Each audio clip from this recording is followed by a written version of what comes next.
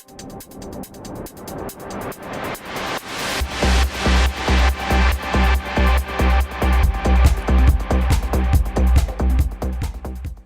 welcome to Just Talking to Rick. I'm Rick Wilson, the owner of the Wilson Practical Defense website and Senior Curriculum Advisor for KPC Self-Defense in Edmonton. We're talking about the plea of self-defense, and each and every time I've held up Mark McYoung's In the Name of Self-Defense. We're starting to come to near the end of the clips here, and we want to talk about a couple of things. I think one of the greatest disservice popular movies do is they give people the wrong idea about what can be done for self-defense. You often see the person standing up for themselves, and popping somebody and standing up for yourself is great, except if you cross a line in that monkey dance for self-defense, because if I agree to walk out and settle the score with this guy and I hurt them, then they decide that they want to press charges, then I'm in trouble. And we talked before about people not understanding that just because they're comfortable with this level of violence, they don't understand. Like somebody getting in your face and screaming and shouting at you because that's what they do to their employees all day. And you give him a push and he falls back and he whacks his head, and now he's got a severe concussion, he's suing you. He can't understand why you could possibly have thought he was threatening in any way, because he does this to people all the time. So you've got to be very careful about what you're doing. You've got to be very careful about how you can articulate it. We talked about the scene in many movies where the guy's playing music loud. The hero goes up and tells them to be quiet. The guy gets to be an idiot about it, and the hero pops him a good one and everybody cheers. It's not self-defense. And if the person pressed charges, you'd be hard pressed to really come up with the fact that it was. A couple of things. I want to give just an example of how things can change. Video clips that I saw on YouTube. I'm going to deal with a doorman.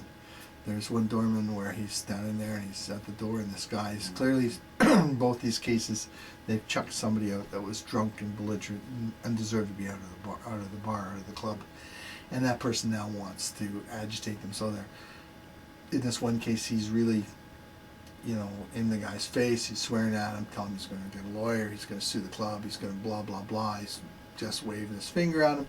And the guy's very calmly, telling him, you're not coming back in the club, leave, stay back.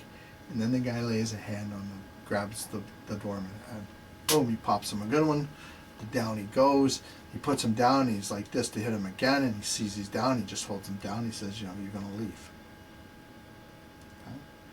And all his friends who are videotaping this, and I love this on the videotape. They're yipping and yipping and yipping about how they're going to sue, when clearly the guy that they think is going to sue is so wrong in his actions. So now the question becomes, did that doorman act in self-defense? And if you articulate it again, if you go back to, well, first of all, what's his job? Can he leave? Well, he can't leave. His job is like any other security job. He is there to protect that premise. So he has a duty to remain there. So that duty to retreat, isn't really there. He can articulate why he couldn't leave the scene. When the guy's yelling at him, the guy's in his face, he didn't say a word that would agitate this person. He didn't say anything rude to him, nothing. He just stayed off. When the guy was coming close to him, he made it clear, don't lay your hands on me. When the guy laid his hands on him, that's when he put him down. And now he's down on the ground. Now, it depends on, again, he hit the guy, so that would depend on, again, check your rules and regulations and law when it comes to doormen, whether they can hit the person, whether they can't. I don't know where you are, but in my looking at this, just from whether it's self-defense, he only hit the guy when the guy assaulted him, when he grabbed him to hit him, and down he went. And once he was controlled, he didn't hit him again. He didn't, and he even controlled him, hit him, but he had to hold him so he didn't crack his head. So in my looking at it, I think you can articulate a very clear self-defense statement there.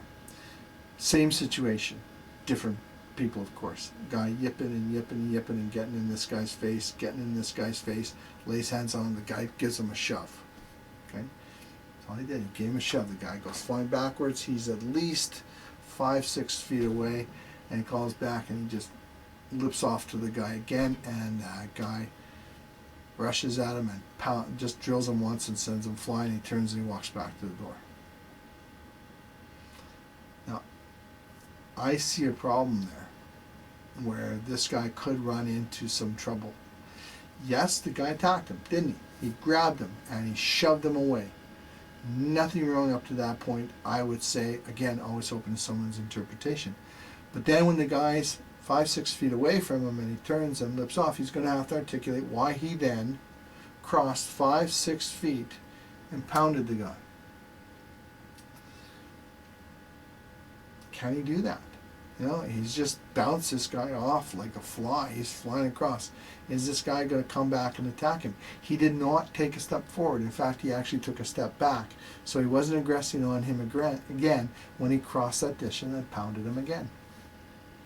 I personally think that person would have a problem in articulating that that was self-defense. Because remember we said that your situation can change. If you're somebody getting an argument with somebody, he gives you a push and he says he's going to beat you up, he goes grab you and you give him a shove and he goes flying backwards and you know, he gets up and says, okay man, sorry, yeah, okay, sorry, and you say, no, crack him a good one because, you know, he assaulted you. Situation changed. He was actually giving up and leaving. Okay, so you've got to be very careful that where you put it and whether you have crossed the line. So again, I go back to that articulation exercise where you look at YouTube clips and decide whether that person actually committed self-defense or not. You know, somebody's outside and they're bouncing around and the guy's bigger, stronger, throwing a punch at him, the guy ducks and cracks him one. The guy goes down. Now this is the biggest problem. The punch to the head wasn't an issue in my mind. The guy hit his head really, really, really hard on the concrete. How badly is he hurt? I don't know. I don't know. Now, it was a bigger, much bigger guy. The other guy was, you know, just moving away and he's backing up. So you can see in the little short clip there that this appears to be a guy just protecting himself. But what was the lead up to it? What was the lead up to it that put them in that situation? Did he have any way to get out of it? Because if that guy's dead because he hit the concrete, somebody wants somebody to pay for that guy dying. I guarantee his family's going to want somebody to pay for it. What'd you do that to him for? Why'd you have to do that? Now, if he had to do it, he had to do it. But be very careful. So when you're looking at real life situations, things can change very quickly. You know, if he was leaving the club and this guy came after him because whatever reason, and he's telling him stay away and all the rest of that, then it's a different story. So when you're talking about real life examples of self-defense, you've got to go back to what actually happened. Did you, when you pushed this guy away and he stopped coming after you, did you come at him again? Now the question would be, why did you come at him again? Can you articulate it? You know, when I pushed him away, this guy says, "Oh, you bastard, I'm going to kill you," and he reached behind you and you crossed 3, 4, 5, 6 feet because you don't know what he's going for. Does he have a gun? Does he have a knife? What does he have back there? Because he's just said he's going to kill you and he's reaching behind for something. You know, it's not going to be a cell phone. So those are the reasons. And what do people see? Well, I think one of the advice, it's again in Mark McKeown's book, is he kind of likes to bounce. You know, if he pushes somebody away or, you know, gives them away and they stand up again, he says, "Don't attack me again," and he says it really, really, really loud. Why? What do people hear?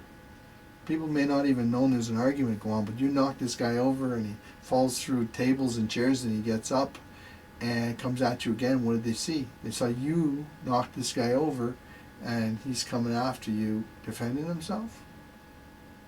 But if you've said, "Hey, don't attack me again," then that's what, and one has to be true, right? You can always come back to the truth. Then they're going to see him attack you again. And words and sounds can have a big influence on that witness pool.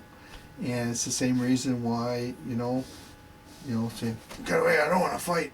You know, that's not a good thing, but, you know, hey, stay back, I don't want to fight. Palms there. can make a big difference. Again, what do they see? What do they say? I had my hands up to say, hey, stay back, or they see this. Well, there's reasons why you don't do that.